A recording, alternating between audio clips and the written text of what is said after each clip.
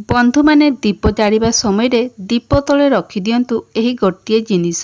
जदि आपणकर शत्रु संख्या बढ़ी चली शत्रु माने प्रत्येक क्षेत्र में आपण को हैरान करुछंती आपणक विरुद्ध रे जहाँ भी करुछि तो ताहा सहित हेबाकु लागिबो। शत्रु आपणकर कौनसी भी क्षति करि परिबो नाही।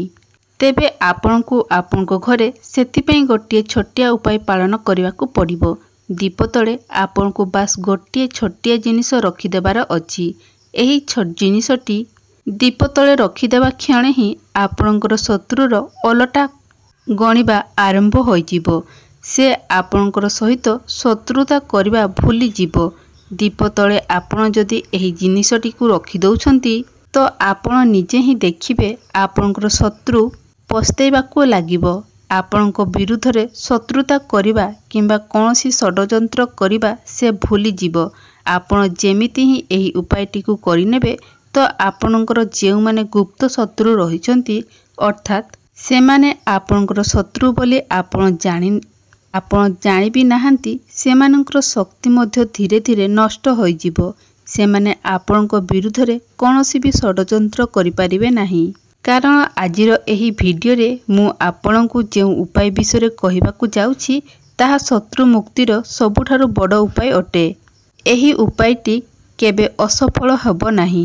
जदि आपण एही उपायटी को सठिक भाबरे सठिक विधि विधान पूर्वक करिनौछंती तो निश्चित भाबरे आपणकर जेते सबु शत्रु रहिचंती सेमाने धीरे धीरे आपणकर मित्र रे परिणत होई जिवे। आपणक विरुद्ध रे कोनोसी भी षडयंत्र करिबा सेमाने छाड़ी देबे। बंधु माने बेले बेले आमर शत्रु बहुत शक्तिशाली होइथांती। सेमानंको विरुद्ध रे लढिबार शक्ति आम पाखरे न थाए। तेणु आमे किछि भी करि पारि न थाउ। किंतु आजिर जे उपायटी मु आजि कहूछि एही उपायटी आपण निज घरे ही करिवे एवं शत्रु सहित आपणकर किछि करिवार आवश्यकता ही नाही। एवं एही उपायटी करबा परे आपण देखिबाकू पाई परिबे आपणकर शत्रु सेमितिरे ही परास्त होई जिवो। सेथिपई आपणकू किछि भी करिबाकू पड़िबो नाही।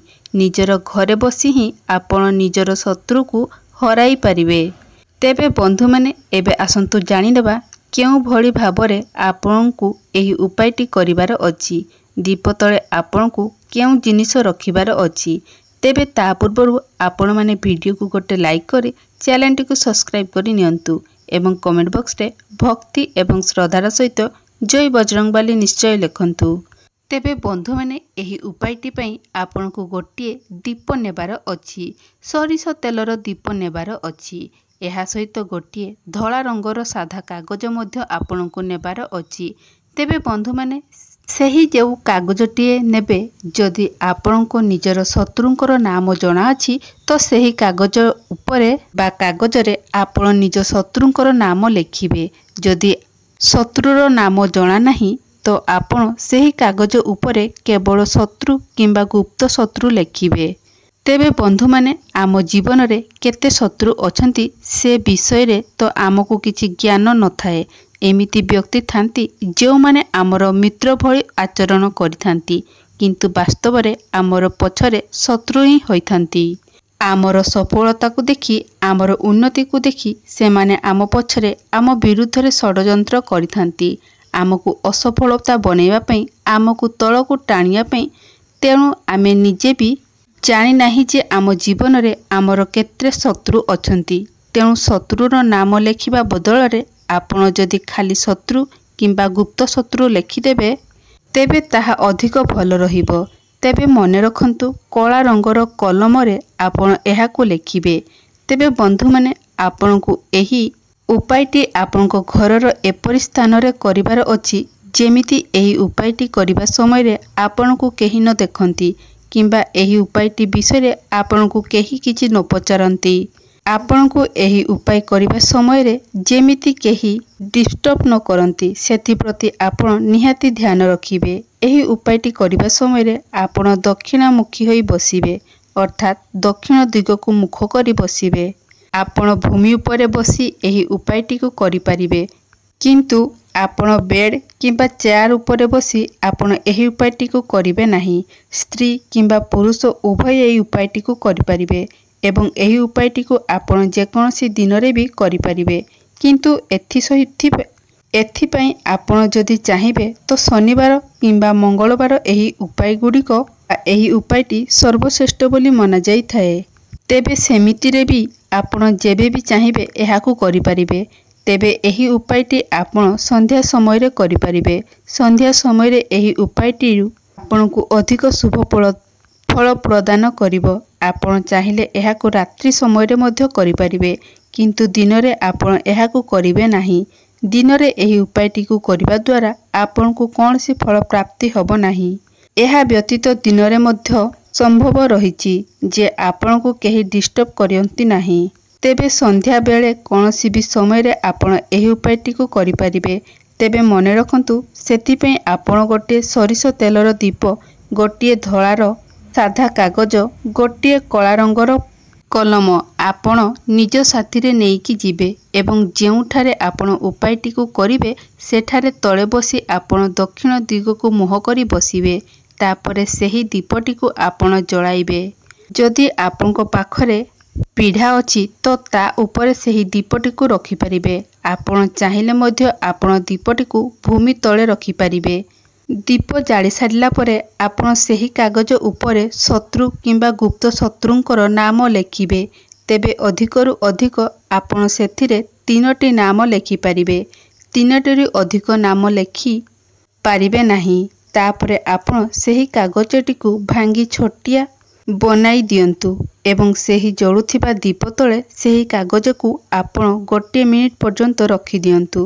ତାପରେ 5 ଥର ଆପଣଙ୍କୁ ଶତ୍ରୁ ଶତ୍ରୁ ଶତ୍ରୁ ଶତ୍ରୁ ଶତ୍ରୁ ଏହିଭଳି ଭାବରେ କହିବାର ଅଛି। ତାପରେ ଆପଣଙ୍କୁ ଶନିଦେବଙ୍କର ଧ୍ୟାନ କରିବାର ଅଛି। ଶନିଦେବ ହେଉଛନ୍ତି ନ୍ୟାୟର ଦାତା, କର୍ମଫଳର ଦାତା। କେବେ ବି କାହା ସହିତ ଅନ୍ୟାୟ ହେବାକୁ ଶନିଦେବ ଦେଇନଥାନ୍ତି।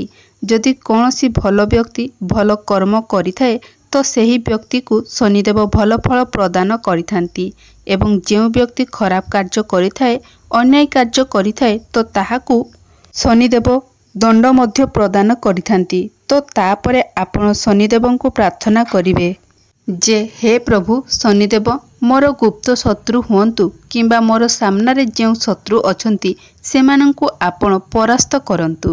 ଏତିକି ପ୍ରାର୍ଥନା କରିସାରିଲା ପରେ ସେହି କାଗଜଟିକୁ ଆପଣଙ୍କୁ ଦୀପ ତଳୁ ନେଇ ଆସିବାର ଅଛି ଏବଂ ସେହି ଜଳୁଥିବା ଦୀପରେ ହିଁ ସେହି କାଗଜକୁ ଆପଣଙ୍କୁ ଜାଳି ଦେବାର ଅଛି ଏବଂ କାଗଜରୁ ଯେଉଁ ପାଉଁଶ ବାହାରିବ ସେହି ଦୀପ ସହିତ ସେହି ପାଉଁଶକୁ ଆପଣ ନେଇ କୌଣସି ଗଛ ମୂଳରେ ପୋତି ଦିଅନ୍ତୁ। ଯେତେବେଳେ ଆପଣ ପୋତିକି ଆସିବେ ତ ପଛକୁ ବୁଲିକି ଆପଣ ଚାହିଁବେ ନାହିଁ, ଆପଣ ସିଧା ନିଜର ଘରକୁ ଚାଲି ଆସିବେ। ତେବେ ଏହି ଉପାୟଟିକୁ ଆପଣଙ୍କୁ ଲଗାତାର 2 ଥର କରିବାର ଅଛି। ଆପଣ ଯେଉଁଦିନ ଏହି ଉପାୟଟିକୁ କରିବେ ତ ତା ପରଦିନ ମଧ୍ୟ ସେହିଭଳି ଭାବରେ ଆପଣଙ୍କୁ ଏହି ଉପାୟଟିକୁ କରିବାର ଅଛି। ତେବେ ବନ୍ଧୁମାନେ, ଯଦି ଆପଣ ଶନିବାର ଦିନ ଏହି ଉପାୟଟିକୁ କରୁଛନ୍ତି ତ 2ଟି ଶନିବାର ଆପଣ କରନ୍ତୁ। ଅର୍ଥାତ୍ ଆଜି ଯଦି ଶନିବାରରେ ଆପଣ ଏହି ଉପାୟଟିକୁ କରୁଛନ୍ତି ତ ଆସନ୍ତା ଶନିବାରରେ ଆପଣ ପୁଣି ଥରେ ଏହି ଉପାୟଟିକୁ ଆପଣ କରିବେ ଏବଂ ଯଦି ଆପଣ ମଙ୍ଗଳବାର ଦିନ ଏହି ଉପାୟଟିକୁ କରୁଛନ୍ତି ପୁଣି ଆସନ୍ତା ମଙ୍ଗଳବାର ଦିନ ଆପଣ ଏହି ଉପାୟଟିକୁ କରିନେବେ। ଖୁବ୍ ଶୀଘ୍ର ହିଁ ଆପଣଙ୍କୁ ଏହାର ଲାଭ ପ୍ରାପ୍ତି ହେବ। ତ ବନ୍ଧୁମାନେ ମନେ ରଖିବେ ଯେ ଏହି ଉପାୟଟିକୁ ଆପଣ ଶନିଦେବଙ୍କୁ ସ୍ମରଣ କରି କରୁଛନ୍ତି। ଶନିଦେବ ହେଉଛନ୍ତି ବ୍ରହ୍ମଚାରୀ। ତେଣୁ ଆପଣ ଯେଉଁ ଦିନ ଏହି ଉପାୟଟିକୁ କରିବେ ସେହିଦିନ ଆପଣ ବ୍ରହ୍ମଚର୍ଯ୍ୟର ବ୍ରତ ପାଳନ କରିବେ। କୌଣସି ଆମିଷ କିମ୍ବା କୌଣସି ନିଶାଦ୍ରବ୍ୟ ଆପଣ ଖାଦ୍ୟ ଖାଇବେ ନାହିଁ। ଏହି ଦିନ ଆପଣ ଯେମିତି କାହାକୁ କଷ୍ଟ ନ ଦିଅନ୍ତି ସେଥିପ୍ରତି ଆପଣ ମଧ୍ୟ ନିହାତି ଧ୍ୟାନ ରଖିବେ।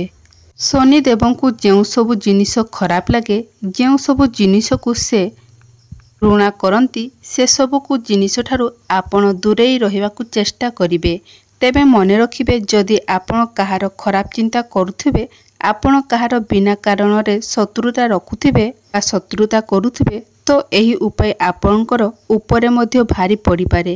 ତେଣୁ ଆପଣ ନିଜର ମନକୁ ପ୍ରଥମେ ପରିଷ୍କାର କରିବା ପାଇଁ ଚେଷ୍ଟା କରନ୍ତୁ। ଆପଣ ପ୍ରଥମେ ନିଜକୁ ସଫା ରଖିବା ପାଇଁ ଚେଷ୍ଟା କରନ୍ତୁ। ସମସ୍ତଙ୍କର ମଙ୍ଗଳ କାମନା କରନ୍ତୁ। ଅନ୍ୟ କାହାର ଖରାପ ନଜରରେ ଦେଖନ୍ତୁ ନାହିଁ। ଆପଣ ନିଜେ ଭଲ ରାସ୍ତାରେ ଚାଲିବା ପରେ ମଧ୍ୟ ଯଦି ଆପଣଙ୍କର ଶତ୍ରୁ ସୃଷ୍ଟି ହେଉଛନ୍ତି ତେବେ ଆପଣ ଏହି ଉପାୟଟିକୁ ପାଳନ କରିପାରିବେ।